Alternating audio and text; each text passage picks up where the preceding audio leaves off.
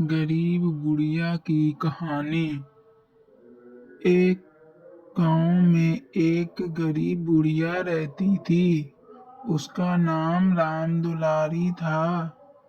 वह अकेली रहती थी क्योंकि उसके बच्चे बहुत पहले शहर में काम करने के लिए चले गए थे और फिर उनका कोई हालचाल नहीं आया। रामदुलारी का जीवन बहुत ही कठिन था।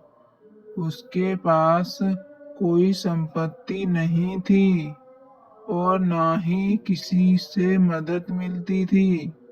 वह अपना पेट भरने के लिए छोटे मोटे काम करती थी, जैसे घरों में बर्तन साफ करना या कभी कभी बागवानी करना। एक दिन रामदुलारी के पास खाने के लिए कुछ भी नहीं था। वह बहुत दुखी और कमजोर महसूस कर रही थी। उसके पास एक पुरानी सी रोटी पड़ी थी जिसे वह बचाकर रखती थी, लेकिन वह भी सख्त हो गई थी और खाने में ठीक नहीं लग रही थी। बुढ़िया ने सोचा, अब मेरे पास और क्या है, मैं इसी रोटी को खाऊंगी, चाहे जैसा भी हो। तभी गांव के एक अमीर व्यापारी का आदमी रामदुलारी के घर के पास से गुजर रहा था। उसने देखा कि बुढ़िया का चेहरा दुखी और थका हुआ था। उसने रामदुलारी से पूछा, क्या बात है माँ, आप इतनी उदास क्यों हो? रामदुलारी ने अपनी गरीबी और भूख का दुख उसे बताया। व्यापारी के आदमी ने उसकी हालत को समझा और उसे अपने मालिक के पास भेज दिया।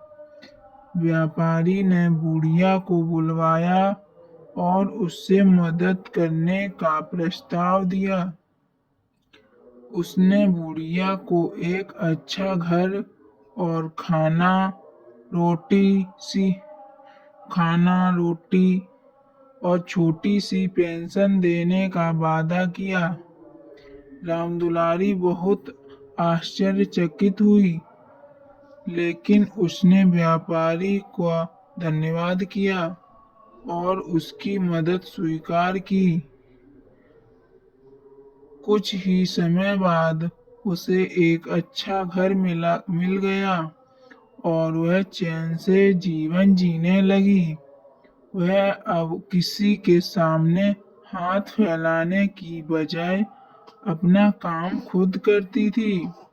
उसने सोचा, अच्छा यही है कि किसी की मदद स्वीकार करने से पहले खुद का आत्मविश्वास बढ़ाना चाहिए। इसी कहानी से यह सीखने को मिलता है कि कभी-कभी हमारी मदद किसी ऐसी जगह से आ सकती है जहां से हम उम्मीद नहीं करते हैं।